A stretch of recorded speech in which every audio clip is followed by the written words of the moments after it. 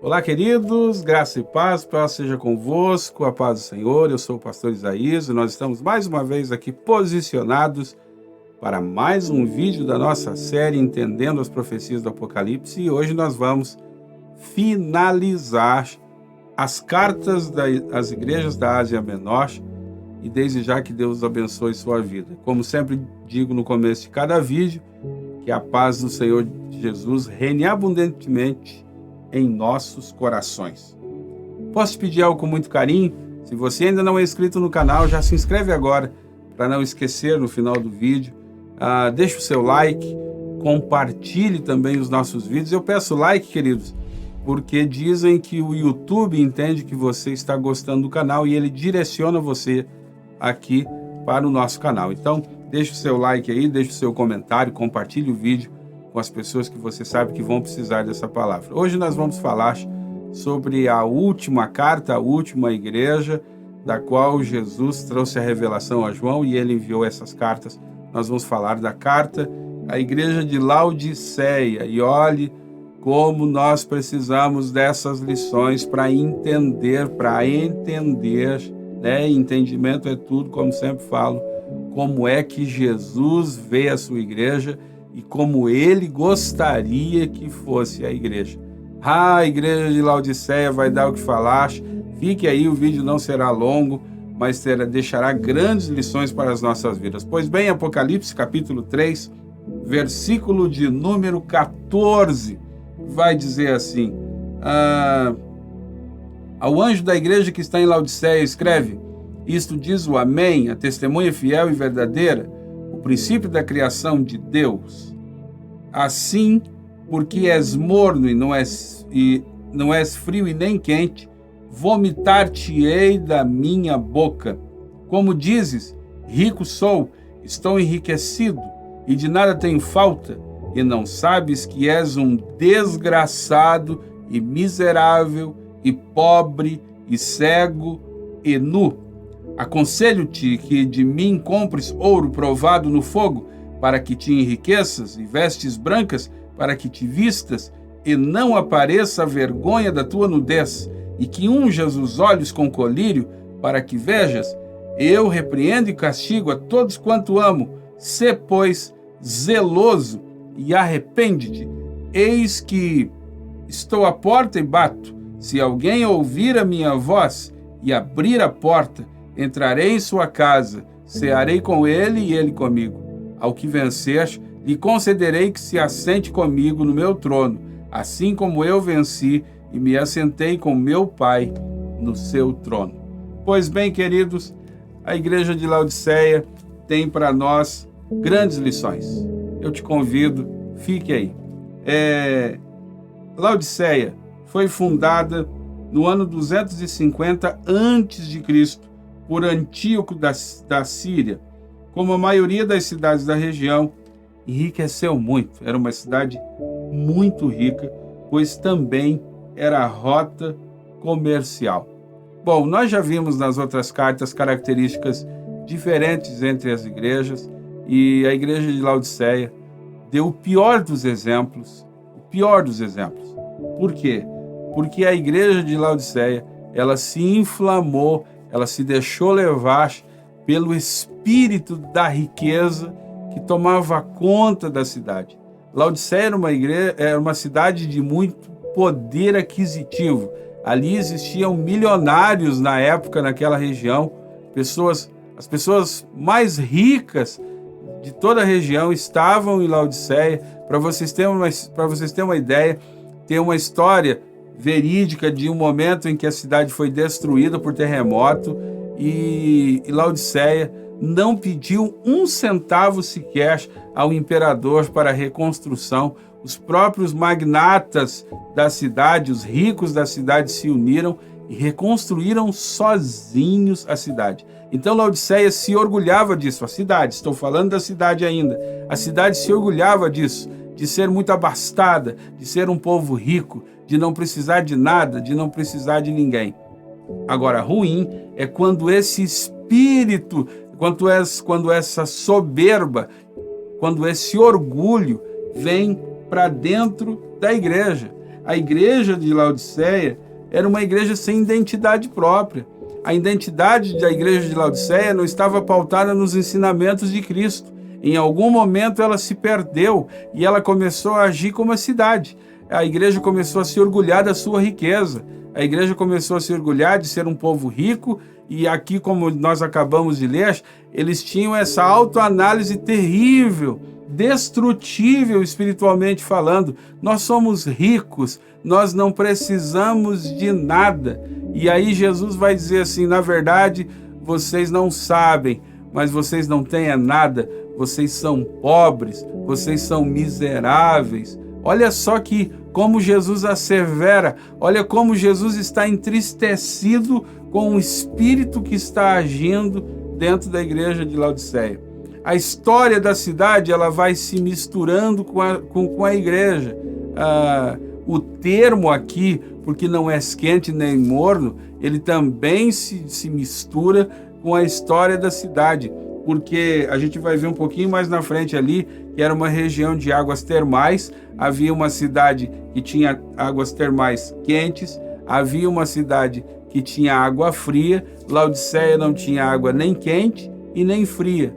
Então, mas como eles eram ricos, olha só que coisa doida, eles trouxeram, pastor, que cidades eram essas? Escute só.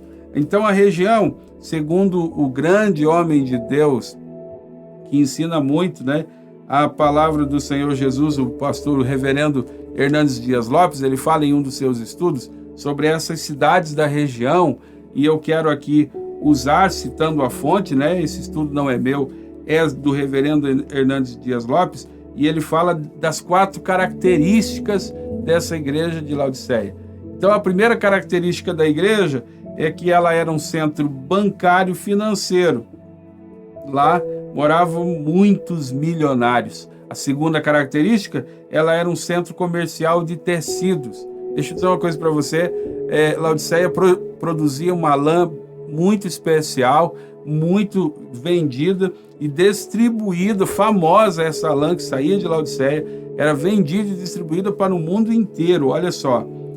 Laodiceia tinha também um grande centro médico de referência, de pesquisas para a época. Eles eram famosíssimos também pela área médica. E olha só que coisa, lá se produziam ungüentos farmacêuticos, ungüentos médicos de cura para os ouvidos e para os olhos. Que coisa doida tem aqui, porque eles produziam colírios especiais para os olhos. E na verdade, aí Jesus vai usar, se eu posso usar esse termo aqui, Jesus vai fazer um trocadilho quando ele diz assim, você viu que a gente leu no texto ali, você é pobre, cego e nu, e ele vai dizer assim, e que unjas os teus olhos com colírio. Que coisa doida! A cidade produzia colírio para o mundo inteiro e a igreja era cega. Olha que trocadilho interessante Jesus faz. Sabe, queridos? E aí, então, uma outra característica é que a região era uma região de águas termais, e haviam 3 cidades que viviam disso: Colossos, Hierápolis e Laodiceia. Em Colossos, as águas eram frias. Em Hierápolis, as águas eram quentes.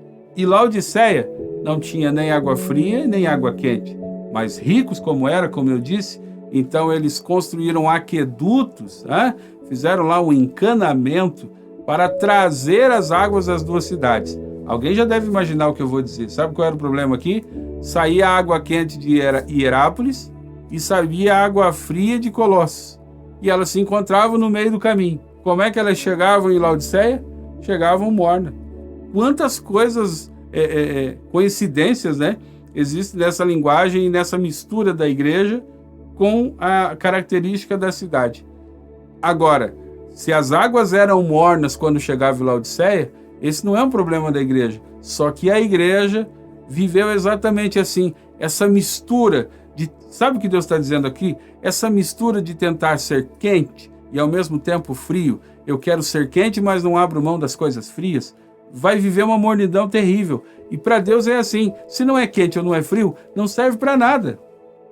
não tem função. E Laodiceia, ela se embebedou então com a riqueza, ela se embriagou com a soberba, ela se embriagou com o orgulho.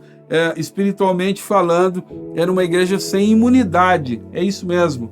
Espiritualmente falando, Laodiceia se tornou uma igreja sem imunidade, ou seja, tudo que vinha pegava. Usando essa linguagem, tudo que vinha atrapalhava, tudo que vinha entrava. A igreja não estava preocupada em buscar a presença de Deus, em manter-se quente, aquecida na palavra, em manter a sã doutrina ensinada pelos apóstolos. O negócio deles era: nós somos uma igreja que não precisa de nada, logo nós não precisamos de conselho de ninguém, logo ninguém tem que me repreender em nada, logo eu sirvo a Deus do meu jeito. Isso te remete a algumas coisas dos nossos dias? Quantas pessoas estão vivendo assim dentro das igrejas? Quantas pessoas já não aceitam mais a repreensão do Senhor? Quantas pessoas acham que são quentes? Quantas pessoas acham que são autossuficientes? Quantos ainda acham que já aprenderam tudo? Quantos acham que eles... eu não preciso de mais nada, eu não preciso de ninguém me ensinando, eu sei o que eu devo fazer, eu estou abastado, até porque conhecimento também sem prática não serve para nada. Então muitas pessoas estão embriagadas nessas coisas que o mundo oferece e o nosso adversário entrou de forma sorrateira.